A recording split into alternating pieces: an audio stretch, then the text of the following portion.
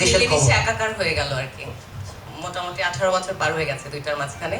তো ট্রেন নতুন গন্তব্যে পৌঁছে গেছে। গন্তব্য আমার ফিক্সড আসলে, দর্শক আপনারা সবাই। তো আমি আমার গন্তব্য পৌঁছাতে চাই দারুচিনি দ্বীপ থেকে বনলতা হয়ে আরো অনেক দূর। হ্যাঁ, আমরা অনেক দিনের একসাথে বন্ধু, কোয়ার্টিস্ট, আমরা সবাই একসাথে অনেক কাজ করেছি, অনেক দারুণ দারুণ এক্সপিরিয়েন্স আছে কাজ করার।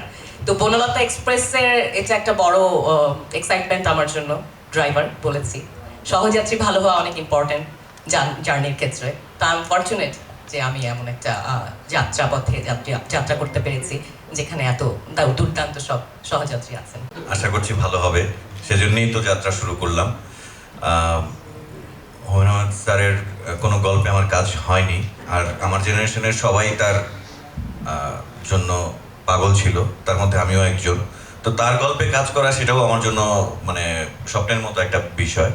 আর তানিম ভাইয়ের সাথে তো কাজ আমার এর আগে হয়েছে, কন্ট্রাক্ট হয়েছে, মানিহানিতে হয়েছে, আরও অনেক কিছুতে হয়েছে। সো সে আমার খুব পছন্দের ডিরেক্টর। আর খুব স্বাভাবিকভাবেই আমার যারা সহযাত্রী হিসেবে যারা মানে যুক্ত হয়েছেন, তো তাদের সাথে অভিনয় করা সেটাও আরেকটা লোভনীয় অফার। তার আগেই আমি এই যে মানে যাদের সাথে করেছি সবসময় শিখি তাদের কাছ থেকে। তো এবারও ভাবছি যে এবার একটা লম্বা শেখার জার্নি শুরু হবে আর কি এই পুরো সিনেমাতে। তো দেখা যাক, আপনাদের দোয়া এবং ভালোবাসা চাই।